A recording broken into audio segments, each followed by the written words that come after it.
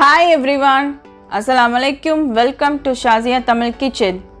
இன்னைக்கு நம்ம ஆட்டுக்கால் சூப் எப்படி செய்யறதுன்னு பார்க்கலாம். ஆட்டுக்கால் சூப் செய்யறதுக்கு முன்னாடி நம்ம ஃபர்ஸ்ட் ஆட்டுக்காலை வேக வச்சுக்க போறோம். நான் இப்போ குக்கர்ல ஒரு ஆட்டுக்கால் நல்லா வாஷ் பண்ணி வச்சிருக்கேன். இப்போ இது கூட நான் 1 டேபிள்ஸ்பூன் salt, 1/2 டீஸ்பூன் மஞ்சள்தூள், 1 tablespoon ginger garlic paste add பண்ணிக்கிறேன். ஆட் பண்ணிட்டு 1/2 லிட்டர்லேருந்து 3/4 லிட்டர் தண்ணி ஆட் பண்ணி இப்போ இதை நம்ம ப்ரெஷர் குக் பண்ண போகிறோம். 15லேருந்து 20 விசில் வைக்கலாம் தாராளமாக. ஏன்னா ஒவ்வொரு ஆட்டுக்கால் டிஃபர் ஆகும் வேகிறதுக்கு. அதனால் 15 விசில் வரையும் தாராளமாக வச்சு வேக வைக்க போகிறேன்.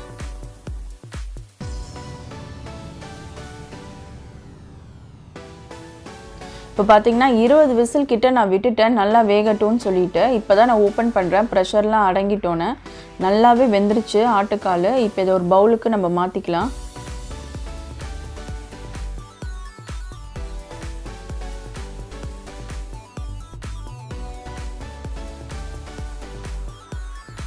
இப்போ சூப்பு செய்ய ஆரம்பிக்கலாம். இப்போ நான் 2 டேபிள்ஸ்பூன் நல்லெண்ணெய் சேர்க்குறேன். நல்லெண்ணெயில் செஞ்சிங்கன்னா நல்லா டேஸ்ட்டாக இருக்கும்.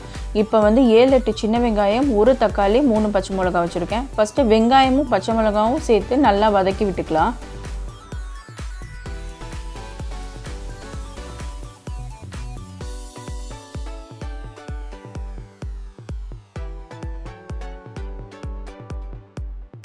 இப்போ பார்த்தீங்கன்னா வெங்காயம் நல்லா வதங்கிருச்சு. இப்போ இது கூட நான் கட் பண்ணி வச்சுருந்த தக்காளியை சேர்த்துட்டேன். சேர்த்துட்டு கொஞ்சமாக சால்ட் ஆட் பண்ணிக்கோங்க. அப்போ தான் தக்காளி சீக்கிரமாக வதங்கும்.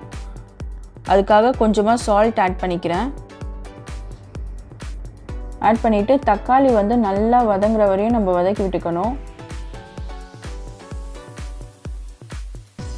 இப்போ பார்த்தீங்கன்னா தக்காளி நல்லாவே வதங்கிடுச்சு. இப்போ இது கூட நான் மிளகு, சீரகம், கசகசா 3மே வறுத்து அரைச்ச பவுடர் நான் சேர்க்குறேன்.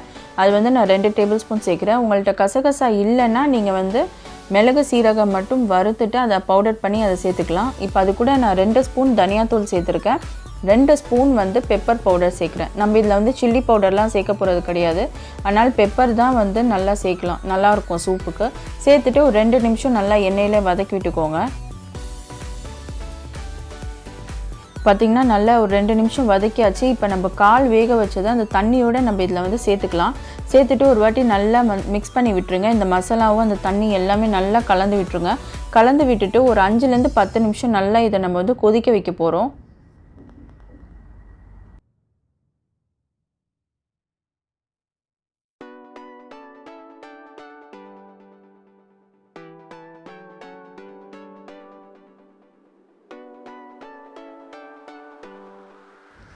இப்போ பார்த்தீங்கன்னா சூப் ஒரு 5 நிமிஷமாக நல்லா கொதிக்குது, சூப்பராக இருக்குது.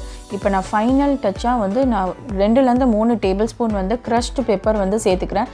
சேர்த்துட்டு கொஞ்சமாக கொத்தமல்லி தூவி நான் சூப்பை இறக்கிற போகிறேன். அவ்வளோதான், நம்மளுக்கு ஆட்டுக்கால் சூப் சூப்பராக ரெடி ஆயாச்சு. இந்த சூப் நீங்கள் சின்ன குழந்தைங்கள்லேருந்து பெரியவங்க வரையும் தாராளமாக குடிக்கலாம்.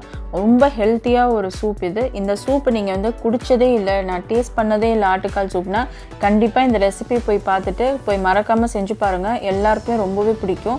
இந்த வீடியோ உங்களுக்கு பிடிச்சிருந்தா மறக்காமல் லைக் பண்ணுங்கள். ஃப்ரெண்ட்ஸ் அண்ட் ஃபேமிலியோட மறக்காமல் ஷேர் பண்ணுங்கள். மறக்காமல் ஷாசியா தமிழ் கிச்சனை சப்ஸ்கிரைப் பண்ணுங்கள். இன்னும் இன்ட்ரெஸ்டிங் ரெசிபீஸோட நான் உங்களை திரும்பவும் சந்திக்கிறேன். Until then, it's bye from Shazia Tamil Kitchen. Thank you for watching.